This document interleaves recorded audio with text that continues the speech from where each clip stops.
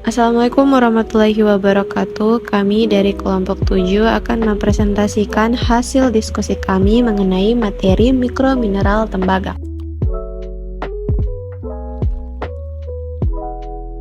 Sebelum masuk ke materi inti, kita harus tahu apa sih mikromineral tembaga. Jadi, mikromineral tembaga adalah unsur kimia yang berperan penting dalam tubuh manusia dan hewan. Tembaga adalah logam transisi yang memiliki nomor atom 29 dan lambang Cu. Selanjutnya kita akan masuk ke pembahasan. Di sini kami akan menjelaskan 4 pembahasan, yaitu yang pertama struktur mikromineral tembaga, yang kedua fungsi mikromineral tembaga, yang ketiga metabolisme mikromineral tembaga, dan yang keempat sekresi mikromineral tembaga.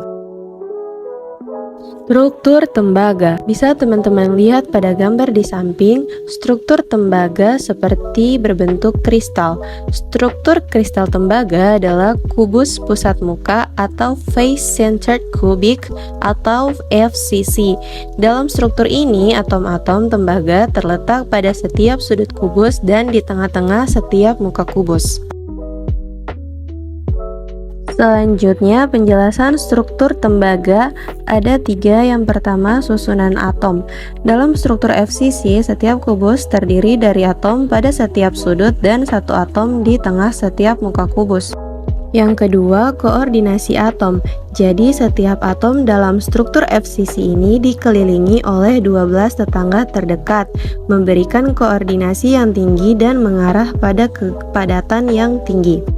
Dan yang ketiga, rasio atom. Pada struktur FCC, mengemas atom dengan efisiensi tinggi. Fungsi tembaga. Ada 8 fungsi tembaga. Yang pertama, katalis dalam reaksi enzimatik, di mana tembaga berperan sebagai kofaktor bagi banyak enzim penting dalam tubuh, termasuk sitokrom C oksidase yang terlibat dalam produksi energi di mitokondria.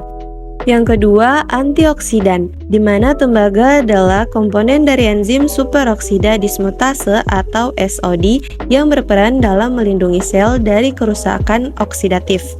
Yang ketiga, penyerapan zat besi, di mana tembaga membantu penyerapan zat besi dari usus yang penting untuk mencegah anemia. Yang keempat, fungsi sistem saraf. Tembaga penting untuk kesehatan sistem saraf, termasuk pembentukan mielin, yaitu lapisan pelindung yang mengelilingi serat saraf. Fungsi kelima yaitu pembentukan hemoglobin, di mana tembaga berperan dalam sintesis hemoglobin yang penting untuk mengangkut oksigen dalam darah. Yang keenam, sistem kekebalan tubuh. Tembaga berkontribusi pada fungsi sistem kekebalan tubuh, membantu melawan infeksi dan menjaga kesehatan secara keseluruhan. Yang ketujuh, pembentukan kolagen dan elastin. Tembaga diperlukan untuk sintesis kolagen dan elastin, protein yang penting untuk kesehatan kulit, pembuluh darah, dan jaringan ikat lainnya. Dan yang terakhir atau yang kedelapan, metabolisme energi, di mana tembaga terlibat dalam metabolisme energi melalui peranannya dalam rantai transport elektron di mitokondria. Metabolisme tembaga. Pada metabolisme tembaga ada beberapa istilah seperti CTR atau copper transporter, CCO atau cytochrome C oxidase, SOD1 atau superoxide dismutase 1, ATPases atau adenosine triphosphatase, ATP7A atau ATPase CU++ transporting alpha polypeptide, ATP7B atau ATPase CU++ transporting beta polypeptide, dan ATOX1 atau antioksidan 1 copper K-pyrrone. Kemudian berikut proses metabolisme tembaga. Yang pertama, absorpsi di usus halus. Tembaga diserap dari makanan melalui enterosit menggunakan protein transporter CTR1. Kemudian transportasi ke hati. Setelah diserap, tembaga diangkut ke hati melalui darah, diikat oleh albumin atau transkuprain. Yang ketiga, distribusi dari hati. Di hati, tembaga diinkorporasikan ke dalam ceruloplasmin. Ceruloplasmin mendistribusikan tembaga ke berbagai jaringan dan organ.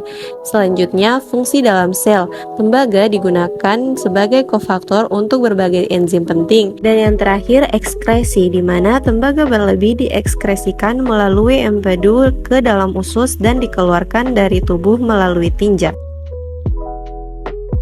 Sekresi tembaga. Sekresi tembaga adalah proses pengeluaran tembaga dari tubuh yang terutama melibatkan hati dan sistem empedu. Mekanisme tembaga sebagai berikut. Yang pertama, absorpsi dan transportasi ke hati. Tembaga dari makanan diserap oleh enterosit di usus halus. Setelah diserap, tembaga diangkut melalui darah ke hati dan diikat oleh albumin atau transcuprate.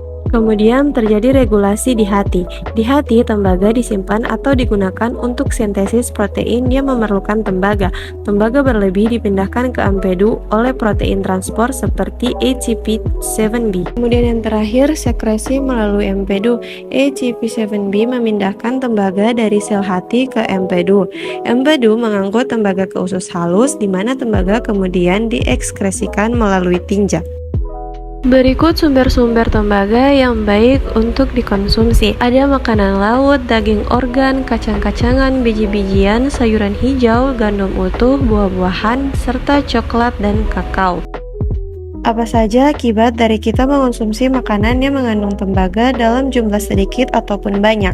Apabila kekurangan tembaga, gangguan yang pertama yaitu gangguan sistem imun, yang kedua kerusakan jantung dan pembuluh darah, yang ketiga masalah pada tulang dan jaringan ikat, dan yang keempat anemia. Apabila kita kelebihan tembaga, gangguan yang akan ada yaitu yang pertama gangguan pada sistem saraf, kedua penyakit Wilson, yang ketiga keracunan akut, dan yang keempat kerusakan hati.